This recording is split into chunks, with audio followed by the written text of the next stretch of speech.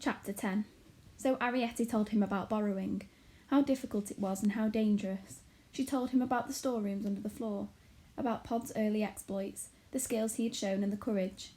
She described those far-off days before her birth, when Pod and Homily had been rich. She described the musical snuff-box of gold filigree, and the little bird which flew out of it, made of kingfisher feathers, how it flapped its wings and sang its song. She described the doll's wardrobe and the tiny green glasses, the little silver teapot out of the drawing-room case, the satin bed covers and embroidered sheets. Those we have still, she told him. They're her handkerchiefs. She, the boy realised, gradually was his great-aunt Sophie upstairs, bedridden since a hunting accident some 20 years before.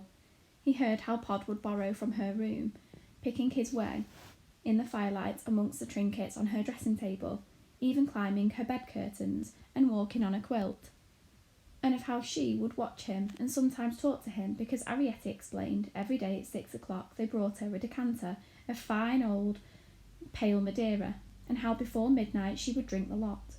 Nobody blamed her, not even Homily, because, as Homily would say, she had so few pleasures, poor soul. But Arrietty explained, after the first 3 glasses, Great-Aunt Sophie never believed in anything she saw. She thinks my father comes out of the decanter, said Arrietty, and one day, when I'm older, he's going to take me there, and she'll think I come out of the decanter too. It'll please her, my father thinks, as she's used to him now. Once, he took my mother, and she perked up like anything, and kept asking after her, and why didn't she come any more, and saying they watered the Madeira once, because once, she says, she saw a little man and a little woman, and now she only sees a little man.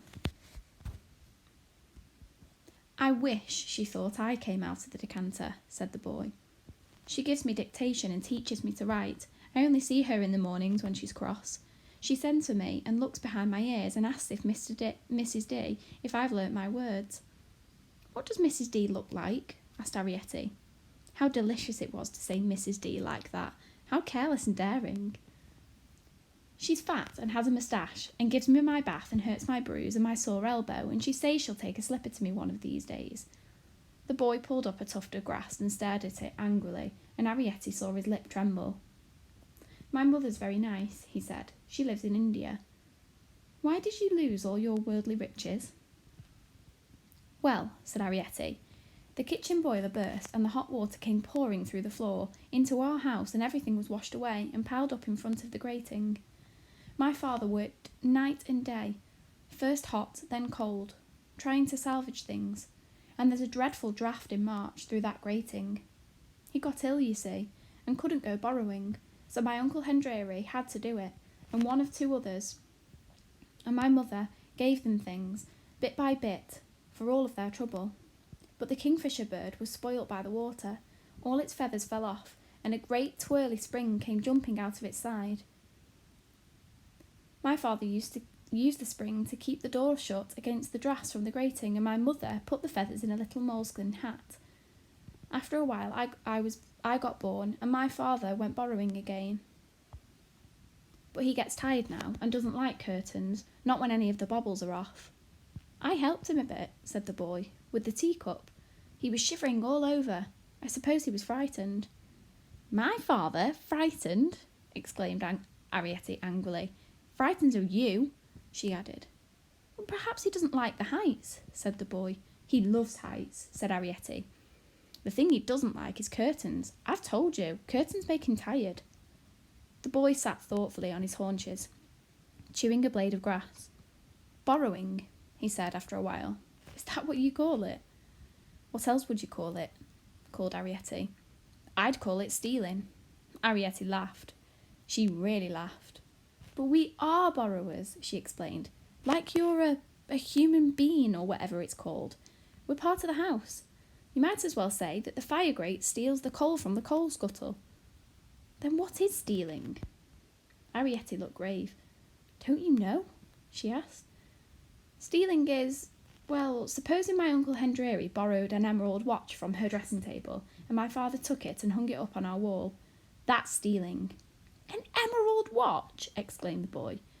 Well, I just said that because we have one on the wall at home, but my father borrowed it himself. It needn't be a watch. It could be anything, a lump of sugar even. But borrowers don't steal.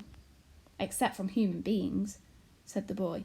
Arrietty burst out laughing. She laughed so much that she had to hide her face in the primrose. "Oh dear," she gasped with tears in her eyes. "You are funny."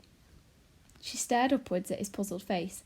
"Human beings are for borrowers, like bread's for butter." The boy was silent a while. A sigh of wind rustled the cherry tree and shivered among the blossom. "Well, I don't believe it," he said at last, watching the falling petals. "I don't believe that that's what we're here for at all, and I don't believe we're dying out." "Oh, goodness," exclaimed Arrietty impatiently, staring up at his chin. "Just use your common sense. You're the only real human being I ever saw, although I do just know of 3 more. Crampfurl, her, and Mrs. Driver. But I know lots and lots of borrowers, the overmantles, the harpsichords, and the rain barrels, and the linen presses, and the boot racks, and the hon. John Studdington's, and..." He looked down. "John Studdington's? But he was our great-granduncle." "Well, this family lived behind a picture," went on Arrietty, hardly listening, "and there were the stovepipes, and the bell-pulls, and the..." "Yes," he interrupted, "but did you see them?" "I saw the harpsichords, and my mother was a bell-pull. The others were before I was born." He leaned closer. "Then where are they now? Tell me that." "My Uncle Hendry has a house in the country," said Arrietty coldly, edging away from his great lowering face. It was misted over, she noticed, with hairs of palest gold. "And 5 children, harpsichords and clocks." "But where are the others?" "Oh," said Arrietty, "they're somewhere." But where, she wondered, and she shivered slightly in the boy's cold shadow which lay about her, slantwise on the grass. He drew back again, his fair head blocking out a great piece of sky.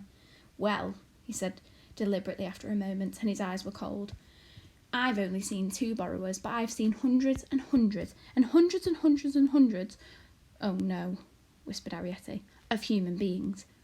And he sat back. Arrietty stood very still. She did not look at him.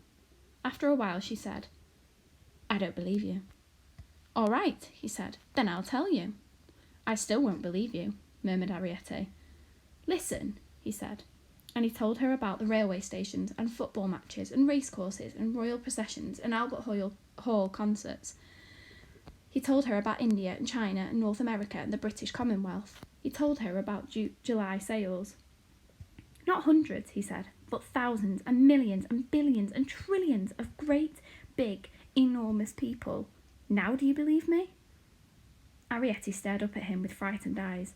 It gave her a crick in the neck. "I don't know," she whispered. "As for you," he went on, leaning closer, "I don't believe that there are any more borrowers anywhere in the world. I believe you're the last 3, he said. Arrietty dropped her face into the primrose. "We're not. There's Aunt Loopy and Uncle Hendry and all the cousins." "I bet they're dead," said the boy. "And what's more," he went on, "no one will ever believe I've seen you. And you'll be the very last because you're the youngest. One day," he told her, smiling triumphantly, "you'll be the only borrower left in the world." He sat still, waiting, but she did not look up. "Now you're crying," he remarked after a moment. "They're not dead," said Arrietty in a muffled voice. She was feeling in her little pocket for a handkerchief. "They live in a badger set 2 fields away, beyond the spinney. We don't see them because it's too far. There are weasels and things and cows and foxes and crows." "Which spinney?" he asked. "I don't know." Arrietty almost shouted. "It's along by the gas pipe, a field called Parkin's Beck." She blew her nose. "I'm going home," she said. "Don't go," he said. "Not yet." "Yes, I'm going," said Arrietty. His face turned pink. "Let me just get the book," he pleaded. "I'm not going to read to you now," said Arrietty. "Why not?" She looked at him with angry eyes. "Because, listen," he said, "I'll go to that field. I'll go and find Uncle Hendry and the cousins and Aunt whatever she is. And if they're alive, I'll tell you. What about that? You could write them a letter and I'll put it down the hole." Arrietty gazed up at him. "Would you?" she breathed. "Yes, I would. Really, I would. Now can I go and get the book? I'll go in by the side door. All right, said Ariette absently. Her eyes were shining. When can I give you the letter? Any time, he said, standing above her. Where in the house do you live? Well, began Ariette, and stopped. Why once again did she feel this chill?